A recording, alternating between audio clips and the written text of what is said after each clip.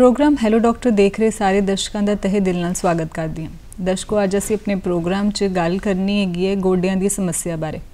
एक बड़ी आम हुंदी समस्या जिहड़ी कि जदों आपां देखदे हैं कि हर बंदा इस तकलीफ तो जूझदा नज़र आ रहा हैगा। ये समस्या इन्नी वधदी क्यों जा रही हैगी है ते आपां इस बीमारी तो बचा किवें कर सकते हैं, ये सारे विषय ते गलबात करन लई अज असीं अपने स्टूडियो सद्दा दिता है डॉक्टर सुनीत अग्रवाल जी नूं, जिहड़े कि गोडे ते घुटने बदलन दे माहर हैं। डॉक्टर साहब स्टूडियो 'च बहुत बहुत स्वागत करदी हां।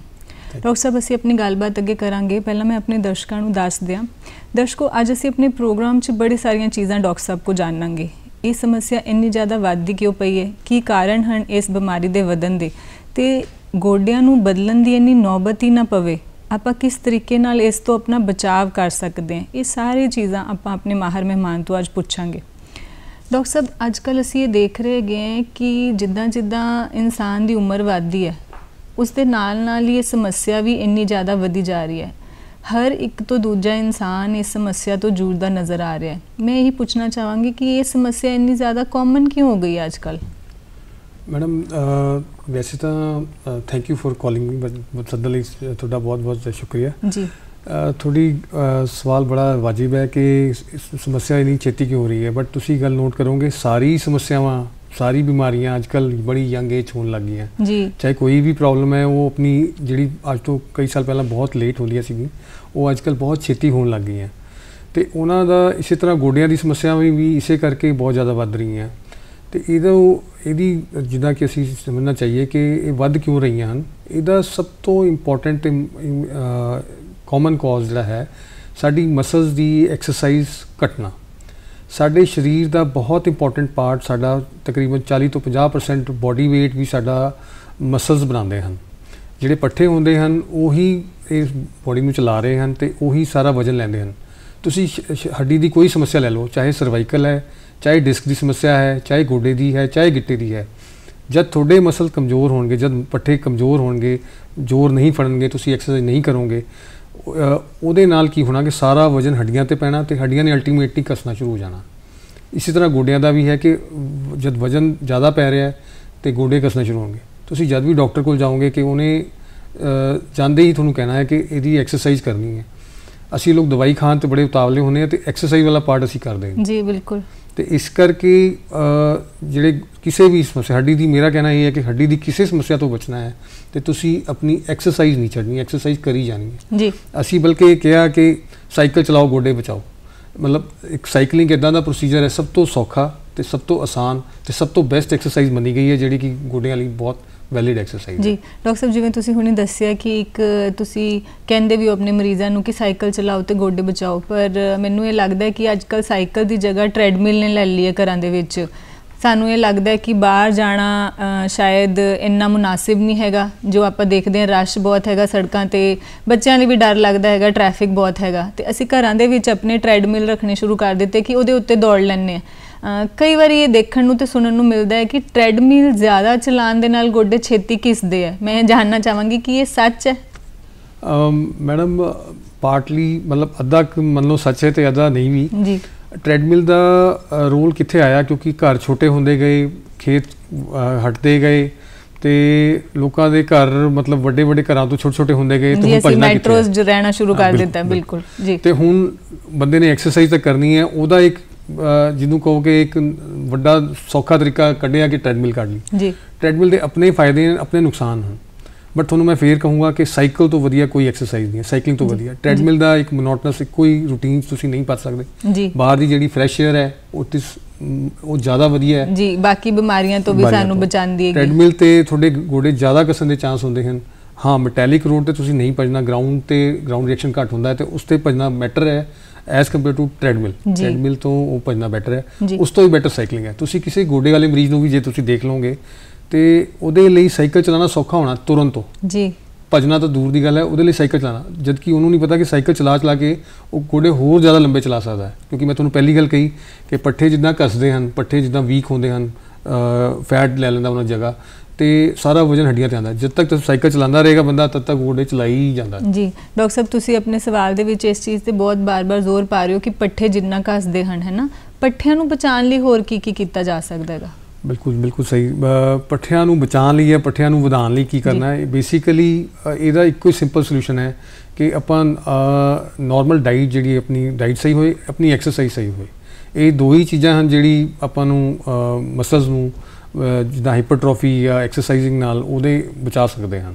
ਜਿੱਦਾਂ ਜਿੱਦਾਂ ਏਜ ਵੱਧਦੀ ਹੈ, ਸਾਡਾ ਲੀਨ ਮਾਸ ਦਾ ਮਤਲਬ ਹੈ ਕਿ ਮਸਲ ਮਾਸ ਘਟਣਾ ਹੈ, ਉਹਨੂੰ ਬਚਾਉਣ ਲਈ ਸਾਨੂੰ ਐਫਰਟ ਕਰਨਾ ਹੈ ਕਿ ਇਹ ਸਾਡਾ ਮਾਸ ਜਿਹੜਾ ਹੈ, ਮਸਲ ਹੈ, ਇਹ ਬਚਿਆ ਰਹੇ। ਜਿੱਦਾਂ ਜਿੱਦਾਂ ਇਹ ਬਚਿਆ ਰਹੇਗਾ ਉਨੀ ਸਾਡੀ ਸਟਰੈਂਥ ਜਾਂ ਗੋਡੇ ਦੀ ਕਸਾਵਟ ਜਾਂ ਸਰਵਾਈਕਲ ਦੀ ਪ੍ਰੋਬਲਮ ਜਾਂ ਡਿਸਕ ਦੀ ਪ੍ਰੋਬਲਮ ਉਨੀ ਘਟੇਗੀ। ਤੁਸੀਂ ਜਦ ਵੀ ਜਾਓਗੇ ਤੁਸੀਂ ਨੋਟ ਕਰਨਾ ਕਿ ਇਹ ਮਸਲ ਜਿੰਨੇ ਵੀਕ ਹੋਣਗੇ, ਹੱਡੀਆਂ ਉਨੀਆਂ ਹੀ ਜ਼ਿਆਦਾ ਸਿਰੇ ਵਧਣੇ ਸ਼ੁਰੂ ਹੋ ਜਾਣਗੇ। ਹੱਡੀਆਂ ਆਪਸ ਰਗੜ ਖਾ ਰਹੀਆਂ ਤਾਂ ਉਹ ਵਧਣੇ ਸ਼ੁਰੂ ਹੋਣਗੇ। ਇਹਦਾ ਬੈਸਟ ਤਰੀਕਾ ਇਹ ਹੈ ਕਿ ਮਸਲ ਤੁਸੀਂ ਜਿਹੜੀ ਵੀ ਐਕਸਰਸਾਈਜ਼ ਫॉर एनी पार्ट, ਕਿਸੇ ਵੀ ਪਾਰਟ ਦੇ ਸਰੀਰ ਦੇ ਕਿਸੇ ਚਾਹੇ ਸਰਵਾਈਕਲ ਹੈ ਉਹਦੀ ਸਟੈਟਿਕ ਨੈਕ ਐਕਸਰਸਾਈਜ਼ ਹੈ, ਲੰਬਰ ਹੈ ਉਹਦੀ ਆਪਣੀ ਕੋਰ ਐਕਸਰਸਾਈਜ਼ ਹੈ, ਨੀ ਦੀ ਆਪਣੀ ਫਲੈਕਸ਼ਨ ਐਕਸਟੈਂਸ਼ਨ ਹੈ, ਕੋਈ ਵੀ ਉਹਦੀ ਐਕਸਰਸਾਈਜ਼ ਕਰਨੀ ਹੈ। ਤੇ ਉਹ ਵੀ ਡਾਕਟਰ ਸਾਹਿਬ ਕਿਸੇ ਕੋ ਸਿੱਖ ਕੇ ਕਰਨੀਆਂ ਚਾਹੀਦੀਆਂ ਕਿ ਆਪੇ ਆਪਣੇ ਆਪ ਆਪਣੇ ਹਿਸਾਬ ਦੇ ਨਾਲ ਹੀ ਕਿਤੋਂ ਦੇਖ ਕੇ ਕਾਪੀ ਕਰਨਾ ਸ਼ੁਰੂ ਕਰ ਦਈਏ ਜਾਂ ਆਪਣੇ ਤਰੀਕੇ ਨਾਲ ਹੀ ਉਸ ਚੀਜ਼ ਨੂੰ ਢਾਲਣਾ ਸ਼ੁਰੂ ਕਰ ਦਈਏ? ਬਿਲਕੁਲ ਬਿਲकुल ਸਹੀ। ਇਹ ਮੈਡਮ ਇਹ ਇੱਕ ਜਨਰਲ ਜਿਹਾ ਜਵਾਬ ਦੇਣਾ ਚਾਹੂੰਗਾ ਮੈਂ ਇਸ ਚੀਜ਼ ਦਾ। ਕੋਈ ਵੀ ਚੀਜ਼ ਆਪਣੇ ਆਪ ਨਹੀਂ ਕਰਨੀ, ਹਮੇਸ਼ਾ ਇੱਕ ਪ੍ਰੋਫੈਸ਼ਨਲ ਦੀ ਹੈਲਪ ਚਾਹੀਦੀ ਹੈ ਜੀ। ਤੁਸੀਂ ਕੋਈ ਵੀ ਕੰਮ ਲੈ ਲਓ ਉਸ 'ਚ ਪ੍ਰੋਫੈਸ਼ਨਲ ਦੀ ਹੈਲਪ ਚਾਹੀਦੀ ਹੈ। ਤੁਸੀਂ ਜੇ ਐਕਸਰਸਾਈਜ਼ ਕਰਨੀ ਹੈ, ਤੁਹਾਨੂੰ ਜੇ ਤੁਸੀਂ ਜਿਮ ਵੀ ਜਾਣਾ ਤੁਹਾਨੂੰ ਇੱਕ ਕੋਚ ਚਾਹੀਦਾ ਹੈ ਜੀ। ਤੁਸੀਂ ਖੇਡਣਾ ਹੈ ਤਾਂ ਇੱਕ ਕੋਚ ਚਾਹੀਦਾ ਹੈ। ਤੁਸੀਂ ਬਿਮਾਰ ਹੋ ਤਾਂ ਡਾਕਟਰ ਚਾਹੀਦਾ ਹੈ। ਐਕਸਰਸਾਈਜ਼ ਕਰਨੀ ਹੈ ਇੱਕ ਫਿਜ਼ੀਓਥੈਰੇਪਿਸਟ ਚਾਹੀਦਾ ਹੈ। ਇਹ ਪ੍ਰੋਫੈਸ਼ਨਲ ਹੈਲਪ ਤੋਂ ਬਗੈਰ ਤੁਸੀਂ ਕਈ ਵਾਰ ਦੇਖ ਕੇ ਕੋਈ ਚੀਜ਼ਾਂ ਇੰਨੀ ਮਾਈਨਿਊਟ ਹੁੰਦੀਆਂ ਹਨ ਕਿ ਉਹ ਸਿਰਫ ਪ੍ਰੋਫੈਸ਼ਨਲ ਹੈਲਪ ਨਾਲ ਹੀ ਠੀਕ ਕਰ ਸਕਦੇ ਹੋ ਜੀ। ਤੁਸੀਂ ਜੇ ਚਾਹੋ ਕਿ ਤੁਸੀਂ ਮੈਂ ਇਹਨੂੰ ਆਪਣੇ ਆਪ ਹੀ ਕਰ ਲੂੰਗਾ ਤਾਂ ਇਟ ਇਜ਼ ਇੰਪੋਸੀਬਲ। ਕੋਈ ਨਾ ਕੋਈ ਗਲਤ ਐਕਸਰਸਾਈਜ਼ ਨਾਲ ਕੁਝ ਹੋਰ ਹੀ ਪ੍ਰੋਬਲਮ ਸ਼ੁਰੂ ਹੋ ਜਾਏਗੀ, ਨੁਕਸਾਨ ਵੀ ਹੋ ਸਕਦਾ ਹੈ ਕਿ ਜੇ ਆਪਾਂ ਉਸ ਐਕਸਰਸਾਈਜ਼ ਨੂੰ ਸਹੀ ਤਰੀਕੇ ਦੇ ਨਾਲ ਨਹੀਂ ਕਰਦੇ ਪਏ ਤਾਂ ਫਾਇਦਾ ਦੇਣ ਦੀ ਬਜਾਏ ਨੁਕਸਾਨ ਦੇਗੀ। ਡਾਕਟਰ ਸਾਹਿਬ ਇਹ ਵੀ ਪੁੱਛਣਾ ਚਾਹਾਂਗੀ ਕਿ ਤੁਸੀਂ ਕਹਿ ਰਹੇ ਹੋ ਕਿ ਐਕਸਰਸਾਈਜ਼ ਕਰਨਾ ਜ਼ਿੰਦਗੀ 'ਚ ਜ਼ਰੂਰੀ ਬਹੁਤ ਹੈ, ਡੇਲੀ ਕਰਨੀ ਹੈਗੀ ਹੈ, ਤੇ ਉਹਦਾ ਇੱਕ ਦਿਨ ਦਾ ਸਮਾਂ ਕਿੰਨਾ ਹੋਣਾ ਚਾਹੀਦਾ ਹੈ ਕਿ ਦਿਨ ਦੇ ਵਿੱਚ ਜੇ ਆਪਾਂ ਉਹਨੂੰ ਲਗਾਤਾਰ 2-2 3-3 ਘੰਟੇ ਕਰੀਏ ਕਿ ਕੋਈ ਇੱਕ ਲਿਮਿਟਿਡ ਟਾਈਮ ਪੀਰੀਅਡ ਹੁੰਦਾ ਹੈ ਕਿ ਜਿਹਦੇ ਨਾਲ ਸਾਨੂੰ ਫਾਇਦਾ ਮਿਲੇ ਪਰ ਨੁਕਸਾਨ ਨਾ ਹੋਵੇ? ਮੈਡਮ ਤੁਸੀਂ ਪ੍ਰੋਫੈਸ਼ਨਲ ਐਕਸਰਸਾਈਜ਼ ਜਾਂ ਪ੍ਰੋਫੈਸ਼ਨਲਸ ਨੂੰ ਛੱਡ ਦਿਓ।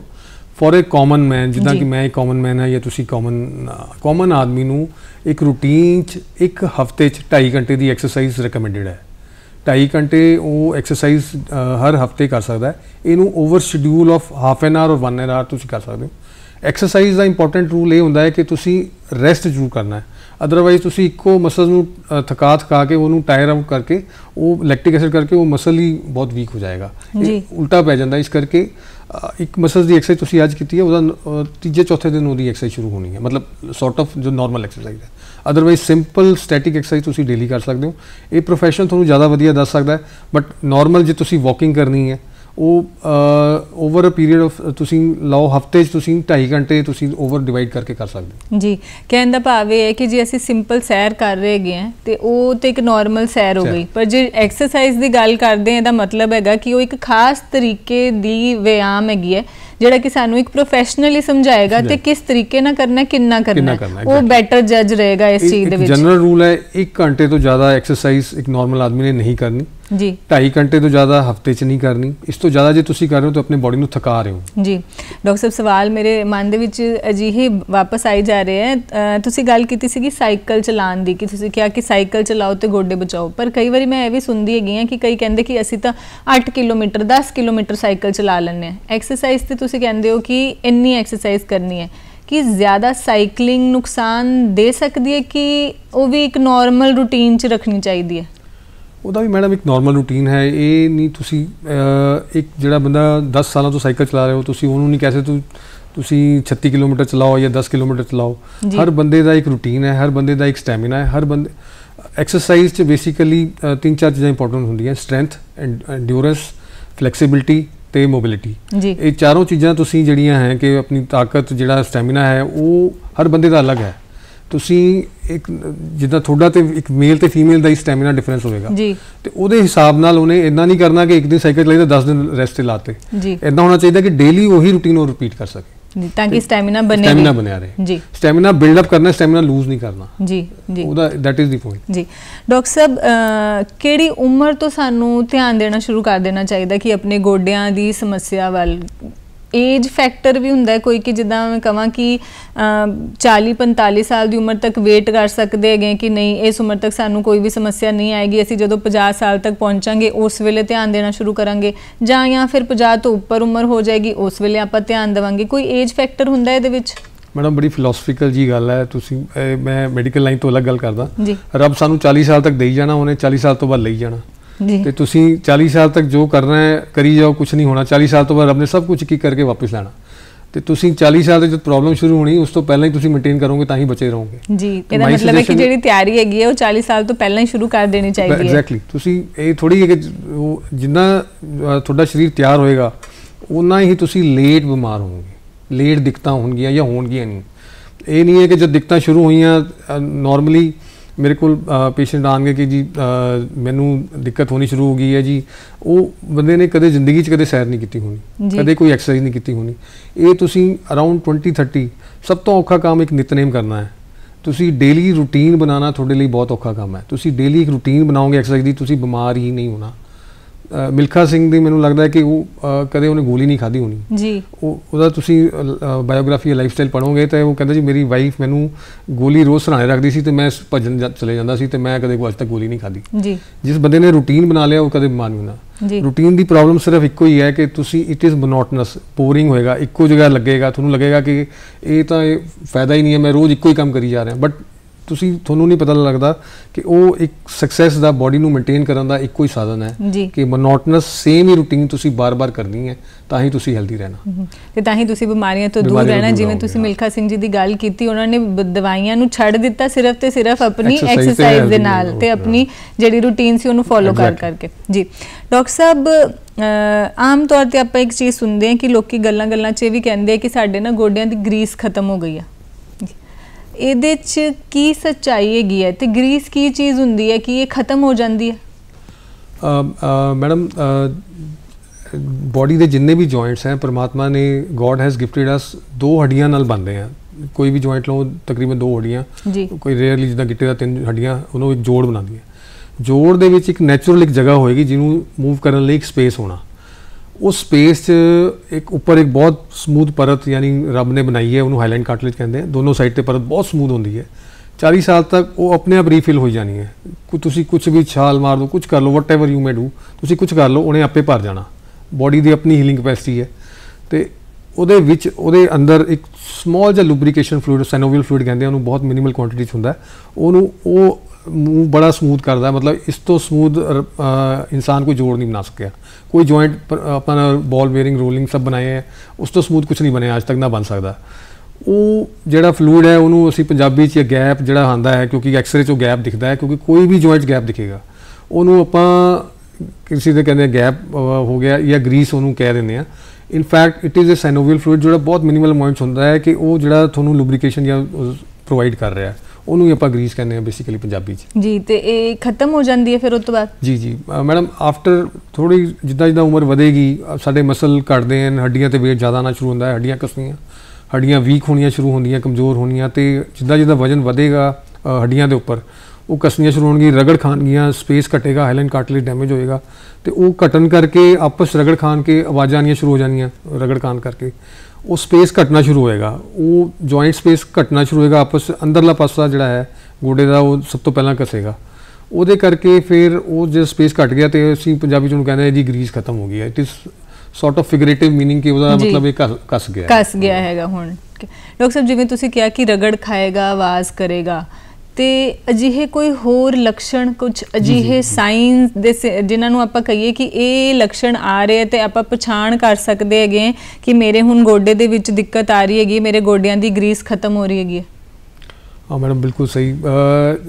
ਐਕਚੁਅਲੀ ਕਈ ਓਪੀਡੀ ਪੇਸ਼ੈਂਟ ਆਉਂਦੇ ਹਨ, ਪੁੱਛਦੇ ਹਨ ਕਿ ਮੇਰੇ ਤਾਂ ਗੋਡੇ 'ਚ ਆਵਾਜ਼ ਆ ਰਹੀ। 20 ਸਾਲ ਦਾ ਲੜਕਾ ਆਏਗਾ ਮੇਰੇ ਕੋਲ, ਮੇਰੇ ਗੋਡੇ 'ਚ ਆਵਾਜ਼ ਆ ਰਹੀ ਹੈ ਜੀ, ਇਟ ਇਜ਼ ਨੋਰਮਲ। ਉਹਦੇ ਲਈ ਅਸੀਂ ਨੋਰਮਲ ਕਰਾਂਗੇ। ਇਕੱਲੀ ਆਵਾਜ਼ ਆਉਣਾ ਇੱਕ ਸਿੰਪਟਮ ਨਹੀਂ ਹੈ, ਉਹਦੇ ਗੋਡੇ ਘਸਣੇ ਸ਼ੁਰੂ ਹੋ ਗਏ ਜੀ। ਕਈ ਵਾਰ ਨੱਕਲ 'ਚੋਂ ਬੰਦੇ ਆਵਾਜ਼ ਮਾਰ ਮਾਰ ਕੇ ਵਜਾਉਂਦੇ ਆ ਤਾਂ ਆਵਾਜ਼ ਆ ਰਹੀ ਹੈ, ਉਹ ਏਅਰ ਐਂਡ ਟਰੈਪ ਹੁੰਦੀ ਹੈ। It is a different thing. ਉਹਦੇ ਨਾਲ ਜੇ ਗੋਡੇ ਦੀ ਆਵਾਜ਼ ਦੇ ਨਾਲ ਬੰਦੇ ਨੂੰ ਪੇਨ ਹੋ ਰਿਹਾ ਹੈ, ਤੁਰਨ 'ਚ ਦਿੱਕਤ ਹੋ ਰਹੀ ਹੈ, ਲੰਬਾ ਤੁਰਨ 'ਚ, ਪੌੜੀ ਚੜ੍ਹਨ 'ਚ, ਥੱਲੇ ਬੈਠ ਕੇ ਉੱਠਣ ਲੱਗੇ, ਉੱਠਦਿਆਂ ਹੋਇਆ ਪੇਨ ਹੋ ਰਿਹਾ, ਇਹਦਾ ਮਤਲਬ ਗੋਡਾ ਘਸਣਾ ਸ਼ੁਰੂ ਹੋ ਜਾਏ। ਮਤਲਬ ਅਲਰਟ ਹੋ ਜਾਓ। ਇਸ ਸਟੇਜ 'ਤੇ ਪਹਿਲਾਂ ਹੀ ਆਪਾਂ ਨੂੰ ਐਕਸਰਸਾਈਜ਼ ਇਹ ਸਾਰਾ ਜਿਹੜਾ ਮੈਂ ਦੱਸਿਆ ਉਹ ਕਰਨਾ ਸ਼ੁਰੂ ਕਰ ਦੇਣਾ ਚਾਹੀਦਾ ਹੈ ਜੀ। ਡਾਕਟਰ ਸਾਹਿਬ ਜਿਵੇਂ ਤੁਸੀਂ ਦੱਸਿਆ ਕਿ ਜੇ ਉੱਠਣ 'ਤੇ ਬੈਠਣ 'ਤੇ ਪੇਨ ਮਹਿਸੂਸ ਹੋਵੇ ਉਸ ਵੇਲੇ ਸਾਨੂੰ ਅਲਰਟ ਹੋ ਜਾਣਾ ਚਾਹੀਦਾ। ਪਰ ਕਈ ਵਾਰੀ ਅਸੀਂ ਦੇਖਦੇ ਹੈਗੇ ਕਿ ਜਦੋਂ ਸਾਨੂੰ ਪੇਨ ਹੁੰਦੀ ਹੈ ਜਾਂ ਦਰਦ ਬਹੁਤ ਹੁੰਦੀ ਹੈਗੀ ਹੈ, ਅਸੀਂ ਕੋਸ਼ਿਸ਼ ਕਰਦੇ ਹਾਂ ਕੋਈ ਅਜਿਹੀਆਂ ਗੋਲੀਆਂ ਖਾ ਲਈਏ ਜਿਨ੍ਹਾਂ ਨੂੰ ਆਪਾਂ ਪੇਨ ਕਿਲਰਸ ਕਹਿੰਦੇ ਹੈਗੇ। ਆਪਾਂ ਉਹ ਗੋਲੀਆਂ ਦੇ ਨਾਲ ਆਪਣੇ ਆਪ ਨੂੰ ਚਲਾਉਣ ਦੀ ਕੋਸ਼ਿਸ਼ ਕਰਦੇ ਹਾਂ ਕਿ ਉਹਦੇ ਨਾਲ ਜਿੱਦਾਂ ਆਪਾਂ ਕਹਿੰਦੇ ਸਬਸਾਈਡ ਹੋ ਗਈ, ਦੱਬ ਗਈ ਦਰਦ, ਥੋੜੇ ਦਿਨ ਨਹੀਂ ਮਹਿਸੂਸ ਹੋਈ, ਫਿਰ ਦਰਦ ਹੋਈ, ਫਿਰ ਗੋਲੀ ਖਾ ਲਈ। ਤੇ ਕਿੰਨੇ ਕੁ ਦਿਨਾਂ ਤੱਕ ਜੇ ਜਿੱਦਾਂ ਦਿੱਕਤ ਆਈ, ਇੱਕ ਅੱਧੀ ਗੋਲੀ ਖਾਦੀ, 2 ਵਾਰੀ ਖਾਦੀ, ਆਰਾਮ ਮਿਲ ਗਿਆ ਤੇ ਠੀਕ ਹੈ ਜੇ, ਪਰ ਉਹ ਦਰਦ ਚੱਲਦੀ ਜਾ ਰਹੀ ਹੈ, ਕਿੰਨੇ ਕੁ ਟਾਈਮ ਤੱਕ ਸਾਨੂੰ ਵੇਟ ਕਰਨੀ ਚਾਹੀਦੀ ਹੈ ਕਿ ਉਹ ਅਲਾਰਮਿੰਗ ਟਾਈਪ ਸਿਚੁਏਸ਼ਨ ਹੈਗੀ ਹੈ ਕਿ ਹੁਣ ਗੋਲੀਆਂ ਦੀ ਵਰਤੋਂ ਆਪਣੀ ਮਰਜ਼ੀ ਨਾਲ ਨਾ ਕਰੀਏ ਤੇ ਡਾਕਟਰ ਨੂੰ ਮਿਲੀਏ ਜਾ ਕੇ? ਮੈਡਮ ਬਿਲਕੁਲ ਤੁਸੀਂ ਤੁਹਾਡੇ ਸਵਾਲ 'ਚ ਹੀ ਜਵਾਬ ਹੈ। ਬੇਸਿਕਲੀ ਜੇ ਪੇਨ ਨਹੀਂ ਸਬਸਾਈਡ ਹੋ ਰਿਹਾ, ਜਾ ਹੀ ਨਹੀਂ ਰਿਹਾ, ਦਵਾਈ ਖਾਣੀ ਪੈ ਰਹੀ ਹੈ ਜੀ, ਤੁਹਾਨੂੰ ਡਾਕਟਰ ਕੋਲ ਜਾਣਾ ਹੀ ਚਾਹੀਦਾ। ਇਨਫੈਕਟ ਮੇਰੀ ਸੁਜੈਸ਼ਨ ਇਹ ਹੋਏਗੀ ਜਦ ਪਹਿਲੀ ਦਿੱਕਤ ਹੀ ਆ ਰਹੀ ਹੈ ਕਿ ਆਵਾਜ਼ ਆ ਰਹੀ ਹੈ ਤੇ ਪੇਨ ਹੋ ਰਿਹਾ ਤੇ ਤੁਸੀਂ ਪਹਿਲਾਂ ਹੀ ਡਾਕਟਰ ਨੂੰ ਜਾ ਕੇ ਮਿਲੋ ਜੀ। ਉਹਨਾਂ ਨੇ ਇਸ 'ਚ ਵੇਟ ਬੇਅਰਿੰਗ ਐਕਸਰੇ, ਖੜੇ ਹੋ ਕੇ ਐਕਸਰੇ ਕਰਾਉਣਾ, ਸਾਰੇ ਸਟੇਜਿਸ ਕੁਆਂਟੀਫਾਈ ਕਰਨਾ ਕਿਹੜੀ ਸਟੇਜ ਤੇ ਹੈ ਤੇ ਜਿਹੜੇ ਅਸੀਂ ਦੱਸੇ ਹੈ ਉਹ ਸਾਰਾ ਕੁਝ ਕਰਨਾ ਉਹਨੂੰ ਪੈਣਾ ਹੀ ਹੈ। ਇਹ ਸਮਝੋ ਗੱਲ ਕਿ ਇਹ ਪਾਰਟ ਆਫ ਸੈਨੇਸੈਂਸ ਹੈ। ਸੈਨੇਸੈਂਸ ਮੀਨਸ ਏਜਿੰਗ ਦਾ ਪਾਰਟ ਹੈ, ਉਮਰ ਦਾ ਇੱਕ ਪੜਾਅ ਜਿਹੜਾ ਅੱਗੇ ਵੱਧ ਰਿਹਾ ਜੀ ਜੀ। ਜਿੱਦਾਂ ਬਾਲ ਸਫੇਦ ਹੋਣੇ, ਝੁਰੀਆਂ ਪੈਣੀਆਂ, ਇਹ ਸਭ ਪਾਰਟ ਆਫ ਏਜਿੰਗ ਹੈ। ਅੱਖ ਦਾ ਲੈਂਸ ਜਾਣਾ, ਇਹ ਗੋਡੇ ਵੀ ਹੈ, ਇਹਨਾਂ ਸਾਰਿਆਂ 'ਚ ਕੋਈ ਬੰਦੇ ਨੂੰ ਪ੍ਰੋਬਲਮ ਨਹੀਂ ਹੁੰਦੀ। It is more of a cosmetic ਨਾ ਜੀ। ਗੋਡੇ 'ਚ ਇਹ ਹੈ ਕਿ ਵਜਨ ਆਉਂਦਾ ਤਾਂ ਇਟ ਇਜ਼ ਪੇਨਫੁਲ, ਤਾਂ ਉਹ ਬੰਦੇ ਨੂੰ ਫਿਰ ਚੁਭਦਾ ਹੈ, ਜਿੱਦਾਂ ਮਤਲਬ ਬੰਦੇ ਨੂੰ ਲੱਗਦਾ ਕਿ ਮੇਰੀ ਡੇਲੀ ਐਕਟੀਵਿਟੀ ਮੇਰੀ ਹਿੰਡਰ ਹੋ ਗਈ ਹੈ ਤੇ ਉਹ ਉਸ ਕਰਕੇ ਬੰਦੇ ਨੂੰ ਲੱਗਦਾ ਕਿ ਇਹ ਮੈਨੂੰ ਦਿੱਕਤ ਦੇ ਰਿਹਾ। ਬੰਦੇ ਨੂੰ ਜਦ ਇਹ ਸਟੇਜ ਤੇ ਨਹੀਂ ਪਹੁੰਚਣਾ ਚਾਹੀਦਾ ਕਿ ਜਦ ਮੈਂ ਬਿਲਕੁਲ ਹੀ ਬੇਬਸ ਹੋਵਾਂ ਤਾਂ ਡਾਕਟਰ ਕੋਲ ਜਾਵਾਂ। हाँ, ये गल जरूर है कि physiotherapy, exercise, cold hot format, गर्म ठंडे की वो कर लिया, तुसी एक्सरसाइज कर ली, ਉਹਦੇ ਨਾਲ ਤੁਸੀਂ ਬਚਾਅ ਰੱਖੋ। ਕਿਹਾ ਕਿ ਫਿਜ਼ੀਓਥੈਰੇਪੀ ਵਗੈਰਾ ਤੇ ਕਈ ਵਾਰੀ ਆਪਾਂ ਦੇਖਦੇ ਸਪੋਰਟ ਜਾਂ ਬ੍ਰੇਸ ਦਾ ਵੀ ਇਸਤੇਮਾਲ ਕਰਦੇ ਲੋਕੀ, ਉਹਦਾ ਕੋਈ ਫਾਇਦਾ ਮਿਲਦਾ? ਮੈਡਮ ਬੜਾ ਸਹੀ ਸਵਾਲ ਹੈ ਇਹ। ਐਕਚੁਅਲੀ ਮੈਂ ਤੁਹਾਨੂੰ 2-4 ਚੀਜ਼ਾਂ ਕਲੀਅਰ ਕਰਨਾ ਚਾਹੂੰਗਾ ਕਿ ਬ੍ਰੇਸ ਜਿਹੜਾ ਹੈ, ਬ੍ਰੇਸ ਬੇਸਿਕਲੀ ਇੱਕ ਸਪੋਰਟ ਨੂੰ ਕਹਿੰਦੇ ਆ ਅਸੀਂ। ਬ੍ਰੇਸ ਬੋਡੀ 'ਚ ਕਿਸੇ ਪਾਰਟ ਵੀ, ਚਾਹੇ ਸਰਵਾਈਕਲ ਹੈ, ਉਸ ਕਾਲਰ ਲਾਤਾ, ਉਹ ਵੀ ਇੱਕ ਬ੍ਰੇਸ ਹੈ। ਮੈਨੂੰ ਯੰਗ ਬੱਚੇ ਟੀਵੀ 'ਚ ਐਡ ਦੇਖ ਕੇ ਪੁੱਛਦੇ ਆ ਜੀ ਮੈਂ ਇੱਕ ਪੋਸਚਰਲ ਬ੍ਰੇਸ ਲਾ ਲਾਂ ਜੀ, ਮੇਰਾ ਨਾ ਅੱਗੇ ਝੁਕਿਆ ਹੋਇਆ ਇੱਦਾਂ, ਮੈਂ ਬੈਲਟ ਲਾ ਲਾਂ ਕਮਰ ਦੀ, ਮੈਨੂੰ ਮੇਰਾ ਲੱਕ ਦਰਦ ਹੁੰਦਾ, ਮੈਂ ਗੋਡੇ 'ਚ ਕਵਰ ਲਾ ਲਾਂ, ਮੈਨੂੰ ਦਰਦ ਹੋ ਰਿਹਾ। ਇਹ ਜਿੰਨੇ ਵੀ ਬ੍ਰੇਸ ਹੈ ਇਹ ਟੈਂਪਰੇਰੀ ਪ੍ਰੋਸੈਸ, ਟੈਂਪਰੇਰੀ ਮੇਜਰਸ ਹਨ, ਪਰ ਰੱਬ ਨੇ ਸਾਨੂੰ ਬਹੁਤ ਅੱਛੇ ਮਸਲਸ ਦਿੱਤੇ ਹੈ ਜਿਹੜੇ ਕਿ ਸਾਡੇ ਹੱਡੀਆਂ ਦਾ ਬ੍ਰੇਸ ਦਾ ਕੰਮ ਕਰਦੇ ਹਨ ਜੀ। ਦੇ ਪ੍ਰੋਵਾਈਡ ਸਪੋਰਟ। ਬੇਸਿਕਲੀ ਬ੍ਰੇਸ ਦਾ ਮਤਲਬ ਹੈ ਸਪੋਰਟ ਦੇਣੀ ਹੈ ਜੀ। ਸਪੋਰਟ ਆਪਾਂ ਬਾਹਰੋਂ ਤਾਂ ਹੀ ਲੈਣੀ ਹੈ ਜੇ ਸਾਡੇ ਮਸਲਸ ਪੇਨ ਬਹੁਤ ਜ਼ਿਆਦਾ ਹੋ ਰਿਹਾ, ਸਾਨੂੰ ਅਨਬੀਅਰੇਬਲ ਪੇਨ ਹੋ ਰਿਹਾ, ਤੇ ਅਸੀਂ ਉਹ ਬ੍ਰੇਸ ਤਾਂ ਹੀ ਥੋੜੀ ਦੇਰ ਲਈ ਲਾਣਾ। ਅਦਰਵਾਈਜ਼ ਤੁਸੀਂ ਲਗਾਤਾਰ ਲਾਓਗੇ ਤੇ ਬੋਡੀ ਉਸ ਤੇ ਡਿਪੈਂਡੈਂਟ ਹੋ ਜਾਣੀ ਜੀ, ਲੰਬਾ ਚਿਰ ਤੱਕ ਉਹਦਾ ਵਰਤੋਂ ਨਹੀਂ ਕਰਨੀ ਜੀ। ਡਾਕਟਰ ਸਾਹਿਬ, ਇਹ ਕਿੱਦਾਂ ਪਤਾ ਚੱਲੇਗਾ ਕਿ ਹੁਣ ਗੋਡੇ ਬਦਲਾਉਣ ਦੀ ਨੌਬਤ ਆ ਗਈ ਹੈ? ਉਹਦੇ ਕੀ ਲੱਛਣ ਹੁੰਦੇ? ਇਹ ਆਪਾਂ ਗੱਲ ਕਰ ਰਹੇ ਹੈਗੇ ਕਿ ਗੋਡਿਆਂ 'ਚ ਦਰਦ ਹੋ ਰਹੀ ਹੈ, ਡਾਕਟਰ ਨੂੰ ਜਾ ਕੇ ਮਿਲਣਾ ਚਾਹੀਦਾ, ਪਰ ਮੇਨ ਗੱਲ ਦਾ ਸਾਡਾ ਜਿਹੜਾ ਅੱਜ ਦਾ ਮੁੱਦਾ ਹੈਗਾ ਕਿ ਅਸੀਂ ਕਾਮਨਲੀ ਦੇਖਦੇ ਹਾਂ, ਅਸੀਂ ਕਾਮਨਲੀ ਸੁਣਦੇ ਵੀ ਹੈਗੇ ਕਿ ਜਦੋਂ ਵੀ ਆਪਾਂ ਡਾਕਟਰ ਕੋਲ ਜਾਂਦੇ ਗੱਲ ਹੁੰਦੀ ਕਿ ਹੁਣ ਗੋਡਾ ਬਦਲਣਾ ਪਏਗਾ। ਗੋਡੇ ਬਦਲਾਉਣ ਦੀ ਨੌਬਤ ਆ ਗਈ ਹੈ, ਇਹ ਕਿੱਦਾਂ ਪਤਾ ਚੱਲੇਗਾ? ਮੈਡਮ ਗੋਡੇ ਬਦਲਾਉਣ ਦਾ ਇਨਫੈਕਟ ਮੈਂ ਜੇ ਟੈਕਨੀਕਲੀ ਗੱਲ ਕਰਾਂ ਤੇ ਖੜੇ ਹੋ ਕੇ ਮੈਂ ਤੁਹਾਨੂੰ ਦੱਸਿਆ ਸਿੰਪਲ ਐਕਸਰੇ ਤੇ ਤੁਹਾਨੂੰ ਕਲੈਰੀਫਾਈ ਕਰ ਸਕਦੇ ਆਪਾਂ। ਗੋਡੇ ਦੇ 3 ਕੰਪਾਰਟਮੈਂਟ ਦੇ ਅੰਦਰਲਾ, ਬਾਹਰਲਾ ਤੇ ਚਪਣੀ ਦੇ ਪਿੱਛੇ ਵਾਲਾ, ਤਿੰਨੋਂ ਕੰਪਾਰਟਮੈਂਟ 'ਚ ਦਿੱਕਤ ਹੋਏਗੀ ਤਾਂ ਉਹ ਗੋਡੇ ਬਦਲਣ ਦੀ ਸਟੇਜ, ਯਾਨੀ ਸਟੇਜ 4 ਤੇ ਆ ਗਿਆ ਤਾਂ ਉਹਦੀ ਬਦਲਣ ਦੀ ਸਟੇਜ ਹੈ। ਬਟ ਇਹ ਕਹਿਣ ਤੋਂ ਬਾਵਜੂਦ ਮੈਂ ਇਹ ਕਹਿਣਾ ਚਾਹੂੰਗਾ ਕਿ ਗੋਡੇ ਬਦਲਣ ਦੀ ਸਟੇਜ ਪੇਸ਼ੈਂਟ ਤੇ ਡਿਪੈਂਡ ਕਰਦਾ ਹੈ ਕਿ ਉਹਨੇ ਗੋਡਾ ਕਦ ਬਦਲਾਣਾ ਹੈ। ਇੱਕ ਪੇਸ਼ੈਂਟ, ਇੱਕ ਮਰੀਜ਼ ਜਿਹੜਾ ਹੈ, ਕੋਈ ਬਹੁਤ ਜ਼ਿਆਦਾ ਕੰਮ ਕਰਦਾ ਹੈ, ਉਹਦਾ ਸਾਰਾ ਹੀ ਕੰਮ ਰੁਕ ਗਿਆ, ਉਹ ਦਰਦ ਇੰਨਾ ਜ਼ਿਆਦਾ ਕਿ ਤੁਰ ਨਹੀਂ ਸਕਦਾ, ਗਲਾਸ ਚੱਕਣ ਲਈ ਉਹਨੂੰ ਪ੍ਰੋਬਲਮ ਹੈ, ਉਹ ਬੰਦਾ ਛੇਤੀ ਬਦਲਾਏਗਾ ਕਿਉਂਕਿ ਉਹਦੀ ਡੇਲੀ ਲਿਵਿੰਗ ਦੀ ਜਿਹੜਾ ਰੋਜ਼ਮर्रा ਕੰਮ ਕਰਦਾ ਹੈ ਉਹ ਕੰਮ ਕਰ ਹੀ ਨਹੀਂ ਪਾ ਰਿਹਾ। ਇੱਕ ਬੰਦਾ ਜਿਹੜਾ ਕੰਮ ਹੀ ਘੱਟ ਕਰਦਾ ਹੈ, ਜਿਹੜਾ ਕੁਰਸੀ ਤੇ ਬੈਠਾ ਰਹਿੰਦਾ ਹੈ, ਹਿਲਦਾ ਘੱਟ ਹੈ, ਉਹਨੂੰ ਲੇਟ ਲੋੜ ਪਏਗੀ, ਉਹਨੇ ਕੰਮ ਚਲਾ ਲੈਣਾ ਆਪਣਾ।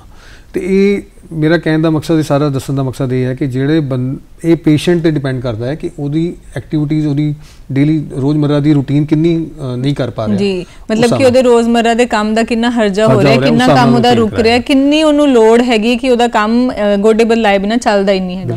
ਤੇ ਡਾਕਟਰ ਸਾਹਿਬ, ਇਹ ਕਿੱਦਾਂ ਪਤਾ ਚੱਲੇਗਾ ਕਿ ਗੋਡਾ ਪਵਾਉਣਾ ਕਿਹੜਾ ਹੈਗਾ?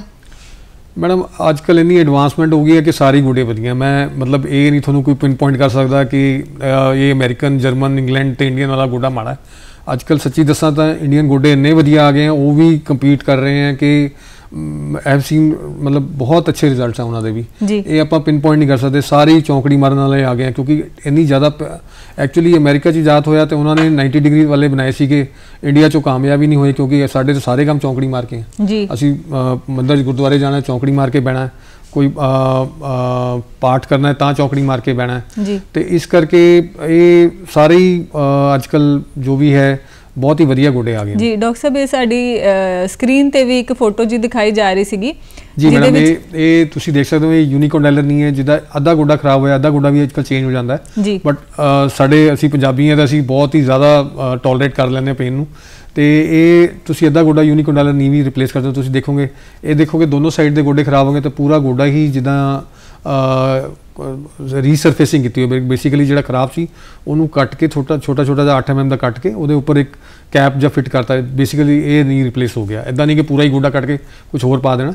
ਜਿਹੜਾ ਖਰਾਬ ਸਰਫੇਸ ਸੀਗਾ ਉਹਨੂੰ ਹੀ ਆਪਾਂ ਇੱਕ ਕੈਪ ਜਿਹਾ ਚੜਾਇਆ, ਜਿਹੜਾ ਪੱਟ ਦੀ ਹੱਡੀ ਤੇ ਇਸੇ ਤਰ੍ਹਾਂ ਥੱਲੇ ਵਾਲੀ ਹੱਡੀ ਤੇ ਇੱਕ ਵਿੱਚ ਪੌਲੀ ਹੈ, ਇਹ ਥੱਲੇ ਵਾਲੀ ਹੱਡੀ ਨੂੰ ਵੀ 8 mm ਕਹਿਣ ਦਾ ਭਾਵ ਹੈ ਕਿ ਜ਼ਰੂਰੀ ਨਹੀਂ ਹੈਗਾ ਕਿ ਪੂਰਾ ਦਾ ਪੂਰਾ ਹੀ ਗੋਡਾ ਬਦਲਣਾ ਪਵੇ, ਡਿਪੈਂਡ ਕਰਦਾ ਮਰੀਜ਼ ਦੀ ਪਰੇਸ਼ਾਨੀ ਤੇ। ਅੱਧਾ ਗੋਡਾ ਵੀ ਬਦਲਿਆ ਜਾ ਸਕਦਾ ਹੈ ਤੇ ਕੁਝ ਹਿੱਸੇ ਦੇ ਵਿੱਚ ਵੀ ਕੁਝ ਇਲਾਜ ਦੇ ਤਰੀਕਿਆਂ ਨੂੰ ਲਿਆ ਕੇ ਉਹਨੂੰ ਆਰਾਮ ਦਿੱਤਾ ਜਾ ਸਕਦਾ।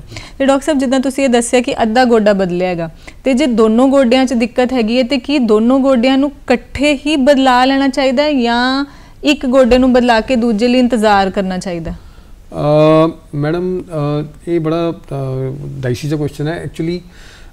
ਇਹ ਐਜ਼ ਅ ਜਨਰਲ ਰੂਲ ਅਸੀਂ 70 ਸਾਲ ਤੋਂ ਥੱਲੇ ਅਵੋਇਡ ਕਰਦੇ ਹਾਂ, ਮਤਲਬ 70 ਸਾਲ ਤੋਂ ਥੱਲੇ ਅਸੀਂ ਦੋਨੋਂ ਗੋਡੇ ਇਕੱਠੇ ਚੇਂਜ ਕਰ ਸਕਦੇ ਹਾਂ ਜੀ। 70 ਸਾਲ ਤੋਂ ਉੱਪਰ ਅਸੀਂ ਯੂਜੂਲੀ ਅਵੋਇਡ ਕਰਦੇ ਹਾਂ ਕਿ ਦੋਨੋਂ ਗੋਡੇ ਇਕੱਠੇ ਨਾ ਚੇਂਜ ਕੀਤੇ ਜਾਣ ਜੀ, ਕਿਉਂਕਿ ਗੋਡਾ ਚੇਂਜ ਕਰਨਾ ਥੋੜਾ ਜਿਹਾ ਇਸ ਏਜ ਤੋਂ ਬਾਅਦ ਮਰੀਜ਼ ਤੇ ਲੋਡ ਪੈਂਦਾ ਹੈ ਜੀ, ਤੇ ਉਹ ਫਿਰ ਅਸੀਂ ਪ੍ਰੈਫਰ ਕਰਦੇ ਹਾਂ ਕਿ 70 ਸਾਲ ਤੋਂ ਬਾਅਦ ਕੋਸ਼ਿਸ਼ ਕਰੀਏ ਕਿ ਇੱਕ ਗੋਡਾ ਚੇਂਜ ਕਰੀਏ।